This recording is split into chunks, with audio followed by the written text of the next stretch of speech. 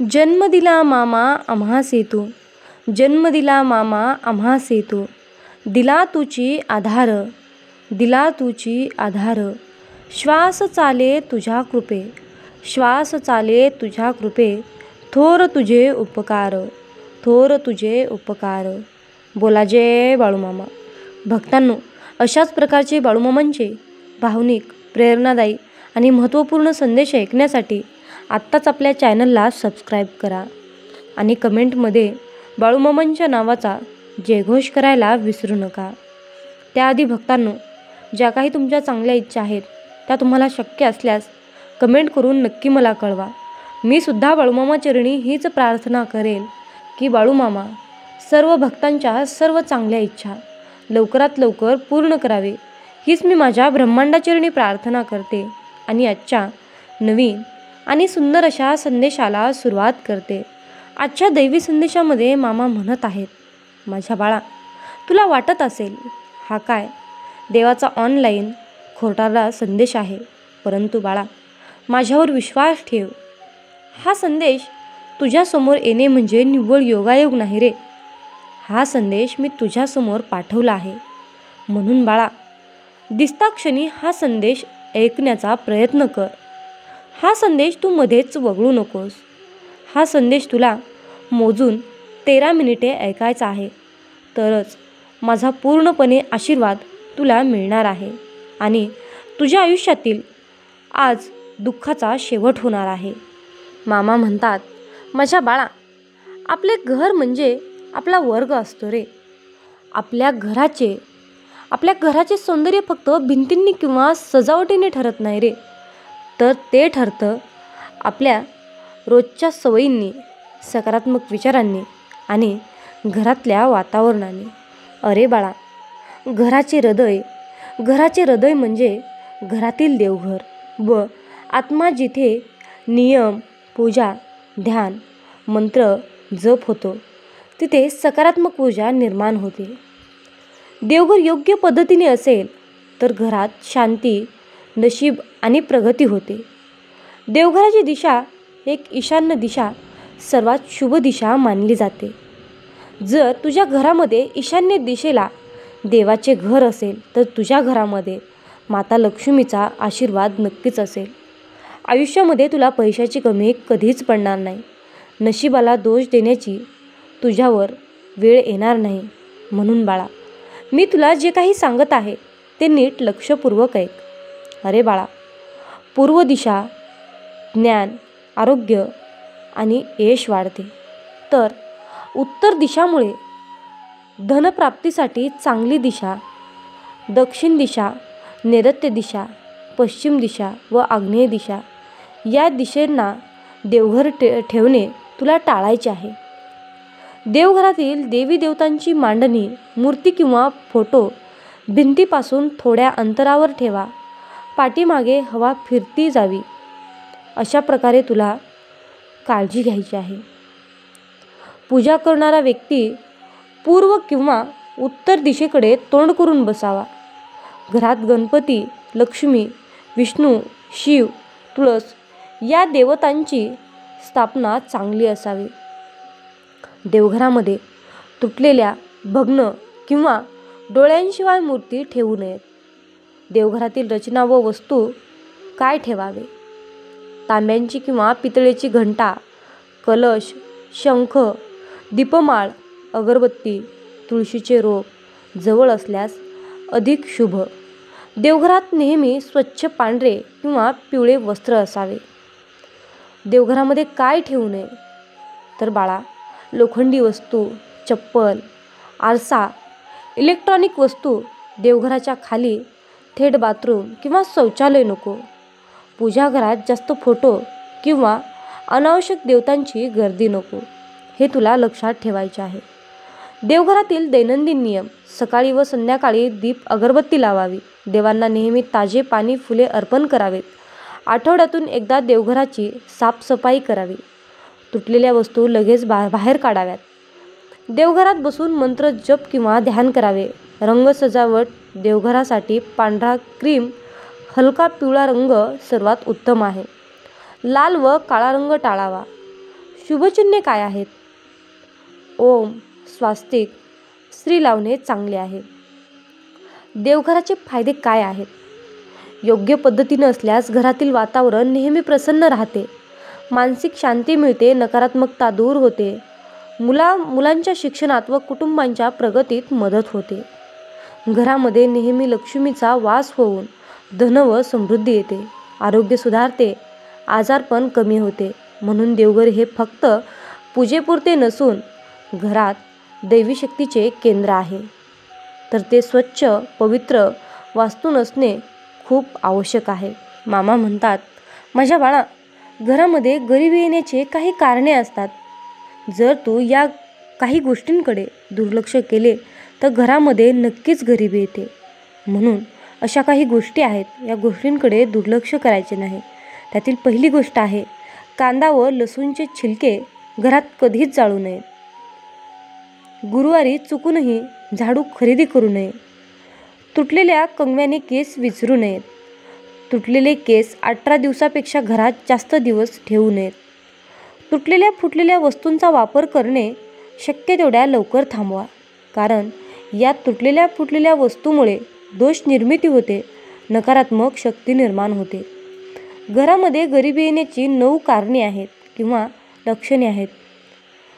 माझ्या बाळा, तुझ्या हातातून काही कळत न कळत चुका घडत असतात आणि याच्यामुळे घरात गरिबी राहते, पैसा टिकत नाही आणि मग तू स्वतःला दोष देत बसतोस, रडत बसतोस. तर त्यातील तुझी पहिली चूक आहे. महत्त्वाचे कारण म्हणजे आपण घरामध्ये रोज कांदे आणि लसूण वापरत असतो, पण बऱ्याचदा कांदा आणि लसणाचे छिलके केतुदोष निर्माण करतात. कांदे आणि लसणाचा संबंध थेट केतूशी आहे. त्याच्यामुळे घरात मोठ्या प्रमाणात समस्या उत्पन्न होतात, पैसा येत नाही किंवा आलेला पैसा टिकत नाही. तर ही एक महत्त्वाची गोष्ट आहे. झाडू खरेदी करताना तो गुरुवारी कधीच खरेदी करू नये, कारण हा दिवस भगवान श्री विष्णूंना अर्पित असलेला दिवस आहे. या दिवशी आपण झाडूची खरेदी करणं कटाक्षाने टाळावे. नंबर 3 आहे, रात्रीच्या वेळी म्हणजे सूर्यास्त झाल्यानंतर जर तुमच्याकडे कोणी काही मागायला आले, काही वस्तू वगळून, आपण त्या व्यक्तीला नकार देऊ नये. आपल्याला शक्य तेवढी त्यांची मदत करावी. आता यामध्ये काही अपवाद आहे. काही गोष्टी जर कोणी रात्रीच्या वेळी आपल्याला मागितल्या तर त्या द्यायच्या नसतात. त्यातील उदाहरणार्थ मीठ आहे, दूध, दही, पैसे या वस्तू तुम्हाला रात्रीच्या वेळी द्यायच्या नाहीत. नंबर 4, स्मशानभूमीत खूप मोठ्या प्रमाणात नकारात्मक ऊर्जा असते. त्याच्यामुळे खूप मोठे दोष निर्माण होतात. तिथे असताना कधीच हसू नये. त्याच्यामुळे न जाणारी दरिद्रता त्या माणसाच्या घरी येते. नंबर 5, कोणत्याही व्यक्तीचं कधीच मन दुखवू नका. कारण एखाद्या व्यक्तीच्या मनासारखं जर आपण वागलो नाही तर ती व्यक्ती आपल्याला मनातून शिव्या श्राप देत असते आणि त्याच्यामुळे खूप मोठी दोष निर्मिती होते आणि त्यामुळे प्रगती होत नाही. आपली कार्य सिद्धीस जात नाही. त्यामुळे आपल्या नातेवाईकांशी चुकीचं वागू नका. सर्वांबरोबर प्रेमाने व्यवहार करा. तुटलेले केस घरामध्ये 18 दिवसानंतर ठेवू नका. त्या तुटलेल्या केसांमुळे घरामध्ये खूप मोठ्या प्रमाणात नकारात्मकता शक्ती निर्माण होते. घरामध्ये तुटलेल्या फुटलेल्या वस्तू ठेवू नका. मुलांची खेळणी असो, काचेच्या वस्तू असो, या वस्तूमुळे घरामध्ये दोष निर्मिती होते. घरातील स्वच्छतेकडे विशेष लक्ष द्या. घर जर स्वच्छ असेल तर तिथे नक्कीच लक्ष्मी नांदते. घराच्या मुख्य दरवाजासमोर कधीच कचरा नसावा किंवा असल्यास तो साफ करावा. तुटलेल्या फुटलेल्या वस्तू वापरू नयेत. या वस्तूमुळे खूप तोटा होत असतो. दुसऱ्यांनी वापरलेल्या वस्तू कधीच वापरू नयेत. आपण 5-10 रुपयांच्या मोहापोटी या वस्तू वापरत असतो, पण त्याच्यामुळे खूप मोठा दोष आपल्या नशिबी येतो. वस्त्र परिधान करताना डाव्या हाताने किंवा डाव्या पायाने परिधान करू नये. नेहमी उजव्या हाताने व उजव्या पायाने परिधान करावे. हाच नियम चप्पल घालताना सुद्धा पाळावा. तुटलेल्या कंगव्याने केस कधीच विचरू नये. हे जे काही नियम आहेत हे तुला पाळायचे आहेत. मामा सांगतात, आयुष्यामध्ये माणसाचा स्वभाव थोडा तिखटच असावा, कारण गोड लागणारा ऊस लोक चावून चावून खातात, पण तिखट लागणारी मिरची चावून चावून खाण्याची कोणीच हिंमत करत नाही. तुमचा स्वभाव मिरचीसारखा तिखट असला की कोणी तुमच्या नादी पण लागणार नाही, कारण आजकाल दुनियेत जास्त गोड स्वभाव असेल तर लोक त्याचा फायदा घेतात. म्हणून स्वभाव थोडा तिखटच ठेवा, म्हणजे लोक तुम्हाला बरोबर हिशोबात राहतील. मामा म्हणतात, माझ्या बाळा, पैशाने फक्त लायकी बदलते रे, राहणीमान बदलत नाही. म्हणून आयुष्यामध्ये काही वेळा पुढाकार कोणी घ्यायच्या एका गोष्टीमुळे बरेच प्रश्न अनुत्तरित राहतात. म्हणून मित्रप्रेम हा असा खेळ आहे, जीव लावून खेळला तरी दोघे पण जिंकतात, पण एकाने माघार घेतली तर दोघेही हरतात. कुणीतरी फुलाला विचारले, झाडावरून तोडले तेव्हा तुला वेदना झाल्या नाहीत का रे?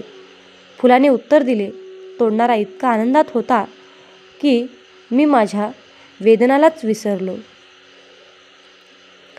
मामा म्हणतात, चेहरे ओळखता येत नाहीत, स्वभावही ओळखता येत नाही, कारण दिसते तसे कोणीच नसते.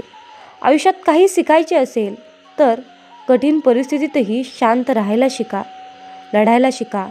आयुष्यातल्या छोट्या छोट्या गोष्टीत समाधान मानून हसायला शिका. चेहरा कितीही सुंदर असला तरी जीभ कडू असली तर लोक तोंड फिरवून घेतात. असामान्य माणसाची 3 लक्षणे असतात. तो चुकीचे काम करत नसल्याने त्याला कोणतीही चिंता नसते, त्याच्याकडे ठाम विचार असल्याने त्याच्या मनात गोंधळ नसतो, आणि तो प्रामाणिक असल्याने त्याला कशाचीही पर्वा नसते, भीती नसते. म्हणून नेहमी प्रामाणिक राहा. माणसाला ठेच लागते, पण त्यानंतर त्याचं चालणं कायमचं सुधारतं. म्हणून आयुष्यामध्ये ठेच लागणंसुद्धा तितकंच महत्त्वाचं असतं. माणसाला त्याने केलेला संघर्ष आवश्यक थकवतो, पण त्याला बाहेरून सुंदर आणि आतून मजबूत बनवतो. म्हणून आयुष्यात मन स्वच्छ ठेवा, कारण स्वच्छ मनाची स्तुती परमेश्वर करतो, माणसं नाही. आयुष्यात आज आलेल्या परिस्थितीशी जो संघर्ष करेल त्यालाच उद्याचं सुख उपभोगायला मिळेल. आपल्या मुलाला वाईट सवयी लावल्या असतील तर त्याच्या लग्नापेक्षा उपचाराबद्दल विचार करा, कारण दुसऱ्यांच्या मुली अशा मूर्खांना सुधारण्याच्या मशीन नाहीत, असं मामांचं सांगणं आहे. म्हणून सत्य हे पाहणाऱ्यांच्या किंवा ऐकणाऱ्याच्या इच्छेचा विचार कधीच करत नाही, ते नेहमी जसं असतं तसंच पुढे येतं. म्हणून अगदी ते उगवत्या सूर्यासारखं असतं. आयुष्यात सर्व काही मिळते, पण आपण जे शोधतो ते मात्र कधीच मिळत नाही. आयुष्य संपत जाते, शोधकार्य थांबत नाही, आणि अंतिम क्षणी लक्षात येते की जे बाहेर शोधत होतो ते तर माझ्या जवळच होते. ते म्हणजे आयुष्यातलं सगळ्यात मोठं सुख म्हणजे समाधान. कोणत्याही गोष्टीची किंमत फक्त 2च वेळी कळते, जेव्हा ती मिळत नाही तेव्हा आणि जेव्हा ती हरवते तेव्हा. त्या दरम्यानच्या काळात तिची किंमत आपल्याला कधी कळतच नाही. म्हणून वेळेचं आणि किमतीचं सुद्धा भान ठेवा. मामा सांगतात, ज्या व्यक्तीजवळ संयम, समाधान आणि सहनशीलता असते त्या व्यक्तीमध्ये कोणत्याही परिस्थितीवर मात करण्याची क्षमता असते.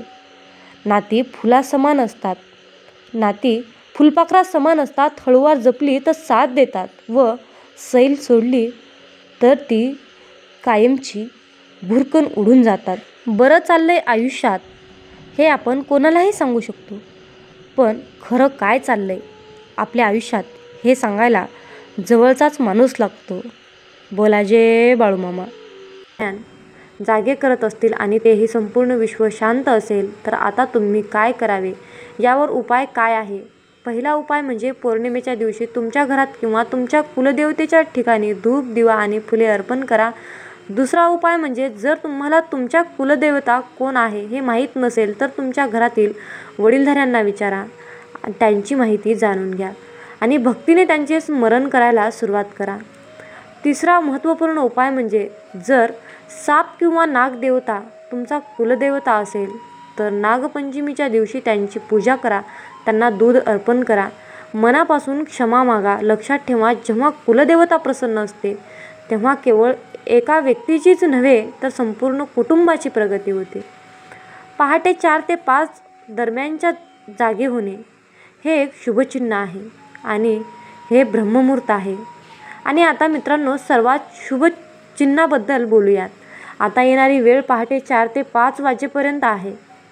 जर तुम्ही यावेळी जागे झालात, मग ते कोणत्याही कारणाने असो, लघवीची इच्छा असो, अचानक झटका असो किंवा कोणत्याही कारणाशिवाय असो, तर घाबरू नका, हसा, आनंदी राहा. कारण हे एक लक्षण आहे की विश्वातील शक्ती आता तुमच्या बाजूने आहेत. हे ब्रह्ममुहूर्ताचा काळ आहे जेव्हा पृथ्वीचा सर्वात पवित्र ऊर्जा सक्रिय असते. देव, ऋषी, तपस्वी आणि साधक सर्वजण त्यांच्या साधनेसाठी हा काळ निवडतात. आणि जर यावेळी तुमचे डोळे उघडत असतील तर असे समजा की देव स्वतः तुम्हाला जागे करत.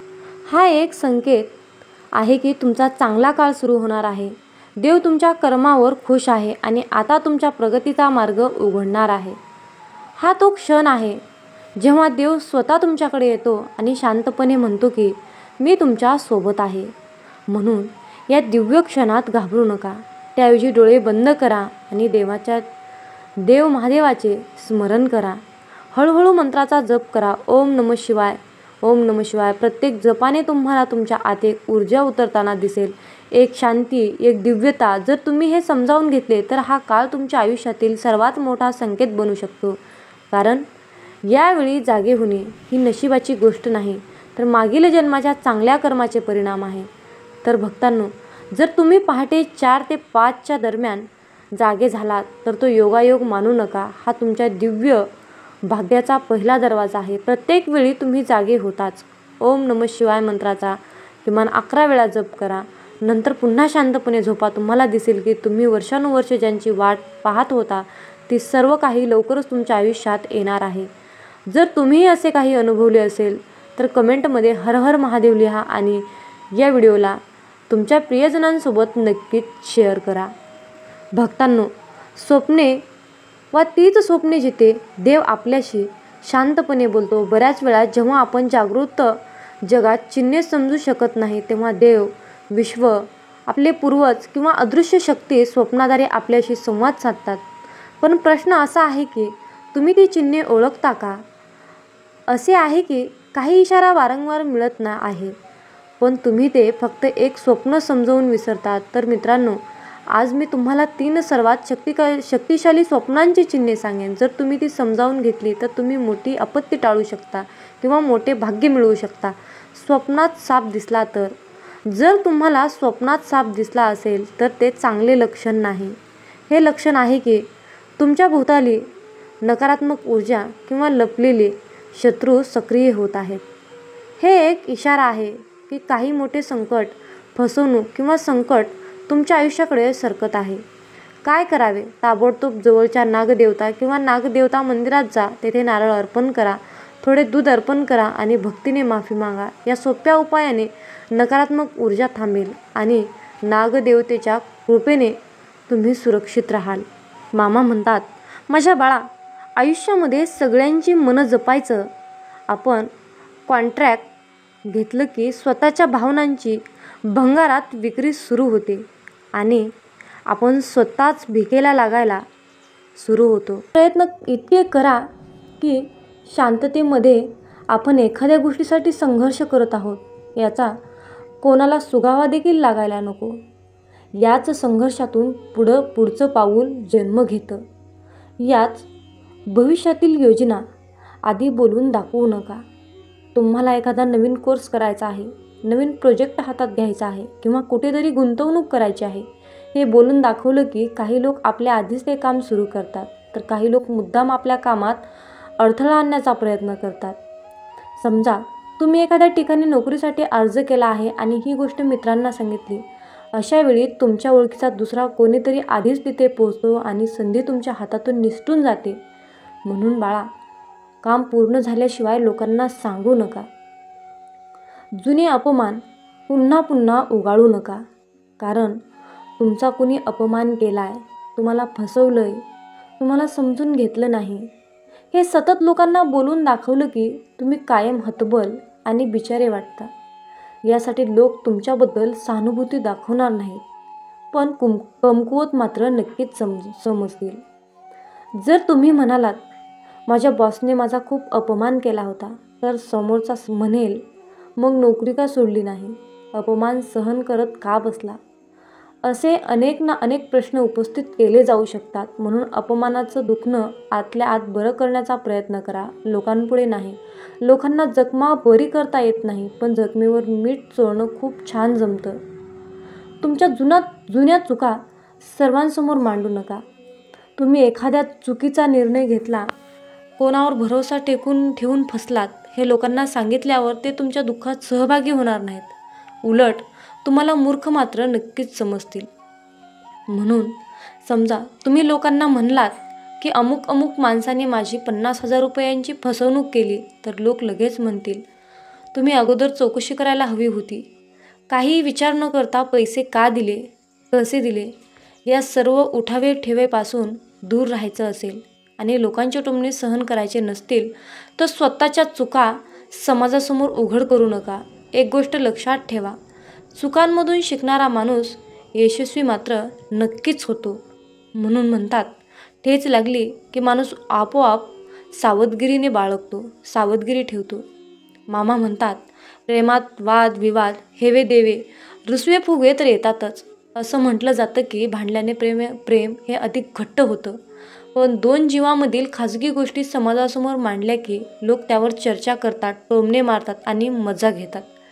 प्रेम सुंदर असतं, पण ते फक्त 2 जणांमधलं नातं असावं.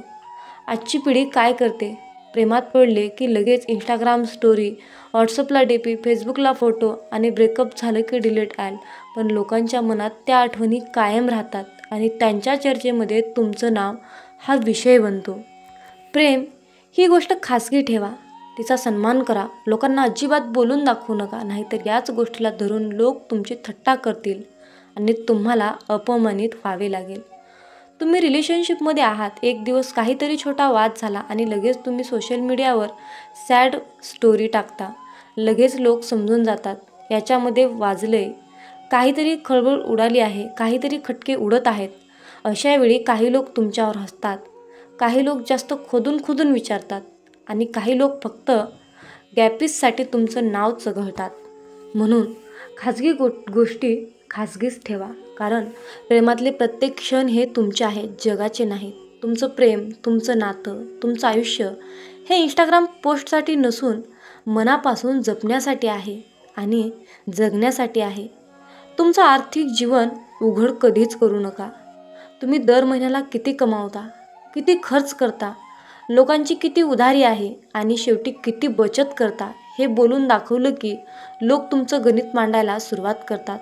उदाहरणार्थ, तुम्ही असं म्हटलं की मी दर महिन्याला 1,00,000 रुपये कमवतो, तर लोक लगेच म्हणतील, मग आमच्यासाठी काय केलं? मामा सांगतात, माझ्या बाळा, आयुष्यामध्ये पैसा ही खूपच खास गोष्ट आहे. तो तुम्हाला सुरक्षित ठेवतो, तुमचा आत्मविश्वास वाढवतो आणि भविष्यासाठी तयार ठेवतो. पण जर तुम्ही ते सगळ्यांसमोर उघड करू लागलात की मी दर महिन्याला एवढे कमावतो, माझ्याकडे इतकी बचत आहे, तर लोक तुमच्या पैशावर नजर ठेवायला लागतात, तुमच्या निर्णयावर टीका करायला लागतात. तुमचं उत्पन्न, खर्च, बचत, कर्ज या गोष्टी खाजगी व्यवसायात असाव्या.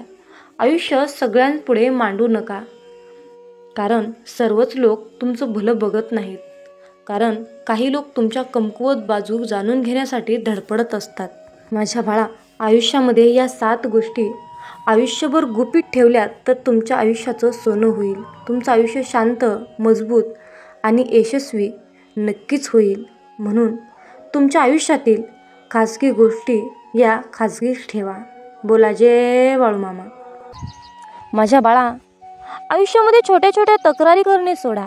आयुष्यामध्ये तुम्हाला जर नेहमी आनंदी आणि समाधानी होऊन यशस्वी व्हायचं असेल, तर तुमचे जीवन योग्यरित्या हँडल करायचं असेल, तर छोट्या छोट्या तक्रारी करणे पहिल्यांदा सोडून द्या. प्रत्येक व्यक्तीविषयी मनामध्ये एखादी तक्रार ठेवणे, प्रत्येकाविषयी काही ना काहीतरी गराणे करणे सोडून द्या. प्रत्येकाला आपण कसे बरोबर आहोत, समोरचा कसा चुकीचा आहे, प्रत्येक छोट्या छोट्या गोष्टीला समोरच्याला उत्तर देणे, या गोष्टींमध्ये आपण स्वतःची एनर्जी वाया घालवत असतो. या गोष्टींनी कोणताच फायदा होत नाही. ते भांडण शांत होत नाही. उलट जास्त वाढत जाते. आयुष्यामध्ये आपण ज्या गोष्टी सिद्ध करणार आहोत त्या सिद्ध करण्याकडे लक्ष द्या. एखादा व्यक्ती तुम्हाला त्रास देत आहे म्हणून त्या व्यक्तीमध्ये गुंतवून स्वतःचे नुकसान करून घेऊ नका. स्वतःचे स्वप्न मोठे ठेवा, ध्येय मोठे ठेवा आणि विचार देखील तसेच मोठे ठेवा. समजा एखाद्या व्यक्तीने तुमचा अपमान केला तर त्यांच्याबरोबर तक्रार करत बसू नका, त्यांच्याशी वाद घालत बसू नका. त्याला उत्तर द्या, पण तुम्ही स्वतःला जास्त सिद्ध करून न बोलता त्याला शांत करा. काही लोकांचे विचारातच अतिशय खालच्या थराचे असतात. अशा हलक्या विचारांच्या लोकांशी कधीच वाद घालू नका किंवा तक्रार करू नका. आपले विचार देखील आपण हलके करायचे नाही. थर्ड क्लास लोकांच्या नादी लागून आपण देखील थर्ड क्लास बनत असतो. त्यामुळे अशा लोकांशी कधीही वादविवाद करण्याच्या नादी लागू नका. माझ्या बाळा, सर्वांच्या नजरेत चांगले राहण्यासाठी काहीच गरज नाही. त्रिकालवादी सध्या तर हेच आहे की तुम्ही स्वतःला दुसऱ्यांच्या नजरेत चांगले बनवायला गेलात तर जगातील सर्वात दुःखी व्यक्ती तुम्ही स्वतः असाल हे लक्षात ठेवा. कारण आपण कसे जरी वागलो तरी समोरचा व्यक्ती त्याच्या मर्जीनेच आपल्याविषयी मत बनवत असतो. व्यक्तीचा स्वभाव वेगळा असतो. प्रत्येक व्यक्तीकडून आपापल्या अपेक्षा वेगवेगळ्या असतात. मग तुम्ही काय प्रत्येक व्यक्तीच्या स्वभावानुसार अपेक्षेनुसार स्वतःला बदलणार आहात का? स्वतःचे आयुष्य म्हणजे खेळण्यातील बाहुला करणार आहात का? कोण तुम्हाला मूर्ख उमट म्हणेल, कोण तुम्हाला शहाणा म्हणेल, कोण तुम्हाला भोळा म्हणेल, तुम्हाला चालक म्हणेल. मग तुम्ही हे ऐकून कधी मूर्ख तर कधी शहाणे होणार आहात का? जग काही म्हणेल, पण तुम्ही कसे आहात ते तुम्हीच ठरवायचे आहे. जगाला खुश ठेवण्याच्या सवयीमुळे तुम्ही कधी स्वतःला विसरून बसाल. स्वतःचे अस्तित्वच अंधारात ढकलाल. ते तुम्हालाच कळणार नाही. काही लोकांना तुम्ही असल्याचा त्रास होईल, काही लोकांना नसल्याचा त्रास होईल, काही लोकांना तुमच्या यशाचा त्रास होईल, काही लोकांना तुमच्या बोलण्याचा त्रास होईल. होऊ द्या. त्यांना त्रास होत आहे म्हणून तुम्ही काय स्वतःला विसरणार आहात का? समोरच्या व्यक्तीला तुमचा त्रास होत आहे म्हणून तुम्ही स्वतःला त्रास करून घेणार आहात का? माझ्या बाळा, एक गोष्ट नेहमी लक्षात ठेव. आजूबाजूचे लोक आपल्याला मागे खेचूनच आनंदी होणार असतात. जगाला खुश आपण ठेवू शकत नाही. प्रत्येकाचे मन आपण जपू शकत नाही. त्यामुळे स्वतःला कसे सिद्ध करू शकाल, स्वतः कसे यशस्वी होऊ शकाल याकडे लक्ष द्या. मग बघा, जग आपोआप तुमच्याकडे बघून खुश होईल. स्वतः प्रामाणिक राहा, चांगल्या मार्गावर चालत राहा. मग बघा, जग तुमच्याकडे बघतच राहील. प्रत्येकाला स्पष्टीकरण देऊ नका. जगाला तुम्हाला काय हवं आहे याच्याशी काहीच देणं घेणं आहे तर त्यांना काय तुमच्याकडून हवं आहे त्यांच्याशी देणं घेणं असतं. तुमच्याकडून कोणत्या गोष्टी करून घेता येतील हेच त्यांना माहीत असतं. आणि त्या गोष्टी जर तुमच्याकडून नाही मिळाल्या तर तुम्हाला ते दोष देऊ लागतात. मग अशा लोकांना तुम्ही स्वतःबद्दल कधीही स्पष्टीकरण देत बसू नका. आपण कसे त्यांना मदत करू शकत नाही किंवा आपण काही चुकीचं वागत नाही हे त्यांना पटवून देण्याची काहीच गरज नाही. कारण तुम्ही कितीही त्यांना तुमचं मत सांगितलं तरी त्यांना जे बोलायचं आहे तेच बोलणार.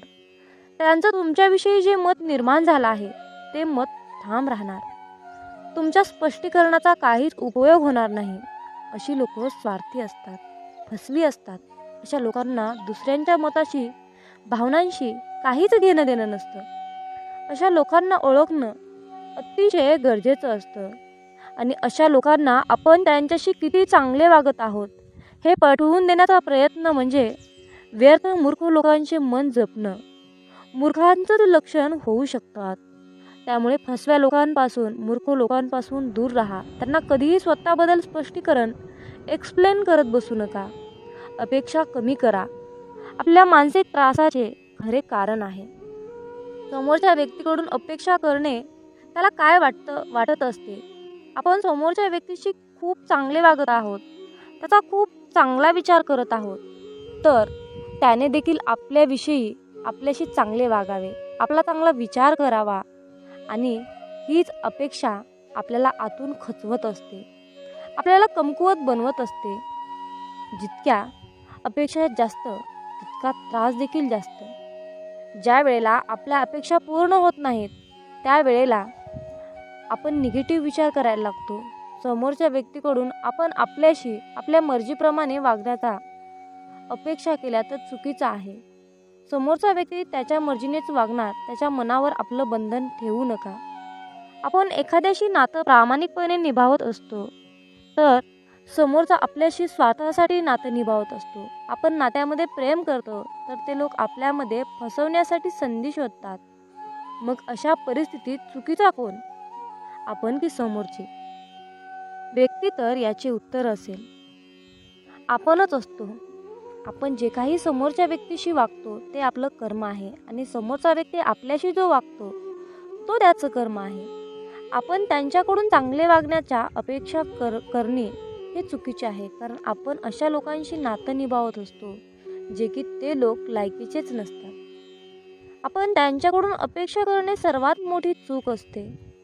समोरच्या व्यक्तीकडून आपल्या अपेक्षा पूर्ण नाही झाल्या तर आपण स्वतःला दोषी ठरवायचे नाही, तर स्वतःला आनंदी आणि समाधानी आणि आयुष्यात सिद्ध करून यशस्वी व्हायचं असेल तर सर्वात आधी सोडून द्या अपेक्षा करणे. मामा म्हणतात, माझ्या बाळा, आयुष्यामध्ये कधीच भोळे राहू नका, हुशार बना. स्वभाव चांगला असणे, समोरच्याला समजून घेणे, संयमी असणे अतिशय चांगली गोष्ट आहे, पण या गोष्टी प्रमाणाबाहेर आपल्या स्वभावात असल्या तर समोरची व्यक्ती आपला फायदा घेऊ शकते.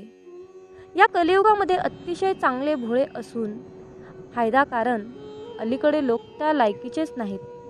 प्रत्येक वेळेला आपण नातं टिकवण्यासाठी शांत बसतो, समोरच्या व्यक्तीचा स्वभाव जपण्याचा प्रयत्न करत असतो. प्रत्येक वेळेला आपण स्वतःमध्ये बदल करून समोरच्या व्यक्तीला समजून घेत असू तर समोरचा व्यक्ती तुम्हाला कमकुवत समजायला वेळ लावणार नाही. अशा या भोळ्या विचारामुळे लोक तुम्हाला लास्ट स्टेजला त्रास देऊ शकतात आणि ज्या वेळेला तुमचा संयम सुटतो आणि तुम्ही त्रास देणाऱ्या व्यक्तीला उत्तर द्यायला लागतात त्यावेळेला तुम्हाला उर्मटमधून सिद्ध केले जाते. जो तुमच्या भावनेचा कदर करतो, जो तुमच्या प्रत्येक शब्दाला किंमत देतो, जो तुम्हाला समजून घेतो त्याला तुम्ही नक्कीच किंमत द्या, त्याला समजून घ्या. पण ज्या लोकांना तुमची कदर नाही त्या लोकांसमोर झुकण्याची काहीच गरज नाही. प्रत्येक वेळा तुम्हीच झुकायला गेलात तर लोक तुम्हाला झिरो समजतील आणि व्हॅल्यू देणार नाही, त्याचबरोबर तुमचा फायदा देखील घेतील. म्हणून अशा लोकांच्या मागे पुढे करण्याची काहीच गरज नाही. स्वतःचा स्वभाव भोळसर नसावा. अलीकडच्या काळामध्ये भोळे नाही तर हुशार बना, तरच तुमचा निभाव लागू शकतो, नाही तर नाही. प्रत्येकाच्या प्रत्येक प्रश्नाचे उत्तर देऊ नका. अरे बाळा, प्रत्येक वेळेला प्रत्येकाच्या प्रश्नाचे उत्तर देण्याची काहीच गरज नाही. आपण कोणाच्याही प्रश्नामध्ये बांधील नाही. आपण स्वतःच्या मनाचे राजे असले पाहिजे. कधीतरी काही लोकांच्या गोष्टी किंवा प्रश्न ऐकून सोडून द्या, शांत राहा. तुमची शांतता त्यांच्या प्रश्नाचे बरोबर उत्तर असेल. काही लोक तुमच्या प्रत्येक गोष्टींवर प्रश्न निर्माण करतील. तुमच्या कामावर, तुमच्या बोलण्यावर, वागण्यावर, तुमच्या स्वप्नांवर, प्रत्येक गोष्टींवर प्रश्न तयार करतील आणि तुम्हाला कोड्यात टाकतील. म्हणून तुम्ही काय स्वतःला सिद्ध करण्यासाठी त्यांच्या प्रत्येक प्रश्नाचे उत्तर देत बसाल का? हा जर काही चांगले प्रश्नाचे उत्तर देत बसला तर त्याचे प्रश्न कधीही संपणार नाहीत. उलट तुमची एनर्जी वाया जाईल, वेळ वाया जाईल, तुमचा ब्रेन काम करण्यालायक राहणार नाही, तुमचे मन अस्वस्थ होईल. अशा व्यक्तींच्या निगेटिव्ह प्रश्नामुळे तुम्ही निगेटिव्ह विचार करायला लागाल, स्वतःला कमी समजायला लागाल. आयुष्याच्या प्रत्येक वळणावर वेगवेगळ्या स्वभावाचे लोक भेटतील. तर काही तुम्हाला त्रास देणारे असतील, तुम्हाला काही मागे खेचणारे असतील, काही तुमचा अपमान करतील. पण अशा लोकांना हँडल कसे करायचे ते शिका.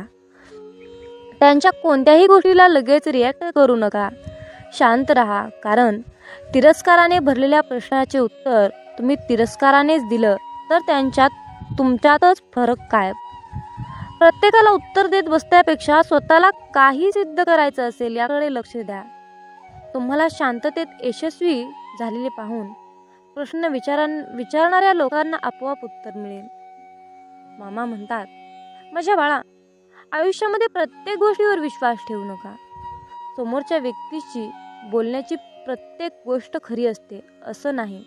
समोर दिसणारा व्यक्ती कितीही चांगलं बोलत असला तरीही त्याच्या मनात आपल्याविषयी चांगलंच आहे असं होत नाही. अलीकडच्या काळामध्ये माणसं तोंडावर एक बोलतात आणि पाठीमागे एक बोलतात. आपल्याशी वागायचं एक आणि मनात उद्देश असतो एक. आपल्या पुढे गेलेल्या लोकांना पाहवत नाही. ते आपल्याला मागे खेचण्यासाठी आपल्याशी चांगलं वागण्याचा मुखवटा घालत असतात. त्यामुळे प्रत्येकावर विश्वास ठेवून आपली फसवणूक आपण करून घ्यायची नाही. प्रत्येक माणसाच्या बोलण्याची पद्धत ओळखायला शिकली पाहिजे. काही लोक तर इतके स्वार्थी असतात की त्यांचा स्वार्थ साधेपर्यंत असते. आपल्याशी खूप चांगलं वागतात, आपल्या मनात शिरतात, आपल्याला खूप चांगल्या गोष्टी शिकवतात, सांगतात आणि त्यांचे आपल्याकडून काम झाले, मतलब निघाला की आपल्यापासून दूर निघून जातात. आपल्याला ओळखायला सुद्धा तयार होत नाहीत. मुखवटा घातलेली लोक ओळखायला शिका. काही लोक आपल्याशी चांगलं बोलत असतात, आपल्या चांगल्याच गोष्टी आपल्याला सांगत असतात, कारण त्यांना आपल्याला गोड बोलून शिक्षा द्यायची असते. या लोकांना फक्त आपले नुकसानच झालेले बघायचे असते. त्यामुळे ते लोक चांगलं वागण्याचा दिखावा करत असतात. तर जी लोक फक्त गोड बोलतात ती लोक आपले कधीही शुभचिंतक होऊ शकत नाहीत. खरं तर जी लोक आपल्याला आपल्या चुका समजून सांगतात ती लोक आपली शुभचिंतक असतात हे समजून घेण्याची गरज आहे. त्यामुळे समोरच्या व्यक्तीवर विश्वास ठेवण्या अगोदर स्वतःच्या मनाला पटतंय का ते बघा. समोरच्याचा विश्वास मिळवणे आणि समोरच्यावर विश्वास ठेवणे या दोन्ही गोष्टी माणसाला योग्य मार्गाने जमल्या पाहिजे. माझ्या बाळा, जीवन जगत असताना हाल होतील रे, पण हार कधीच होणार नाही. फक्त माझ्यावर विश्वास ठेवून चल. चिखलात पाय फसले तर नळाजवळ जावे, पण नळाला पाहून चिखलात जाऊ नये. त्याचप्रमाणे जीवनात वाईट परिस्थिती आली तर पैशाचा वापर करावा, परंतु पैसा पाहून वाईट काम करू नये.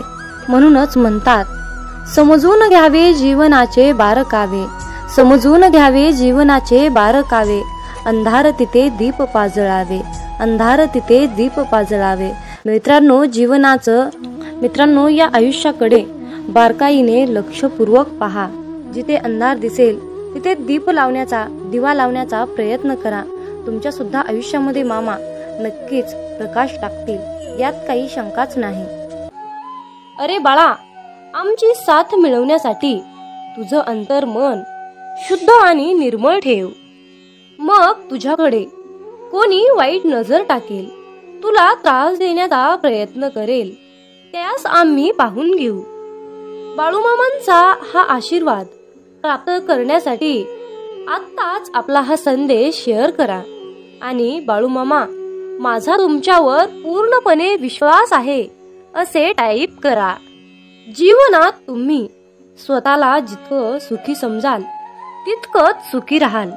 आपल्याविषयी वाईट बोलणारे बरेच लोक असतात, पण त्यांच्याकडे लक्ष द्याल तर विखुरले जाल. मन शांत ठेवून पुढे जाल तर जीवनात नक्कीच यशस्वी व्हाल. कर्म असं एक रेस्टॉरंट आहे की तिथं ऑर्डर देण्याची गरज नाही. तिथं आपल्याला तेच मिळतं जे आपण शिजवलेलं असतं. जीवनात एखाद्याला सोडून जाताना मागे फिरून पाहावंसं वाटलं तर पुढे जाऊच नये. प्रत्येक वस्तूची किंमत वेळ आल्यावरच होत असते, कारण वातावरणात फुकट मिळणारा ऑक्सिजन हा दवाखान्यात खूप महाग विकला जातो. दुसऱ्यापेक्षा आपल्याला यश उशिरा मिळत असेल तर निराश होऊ नका. हा विचार करा की घरापेक्षा राजवाडा तयार व्हायला जास्त वेळ लागतो. दगडामध्ये एक कमतरता आहे की तो कधीच वितळत नाही, पण एक चांगुलपणा आहे की तो कधीच बदलत नाही. जीवनात एका ठराविक वयानंतर आपल्याला पेन्सिलच्या ऐवजी पेन दिले गेले.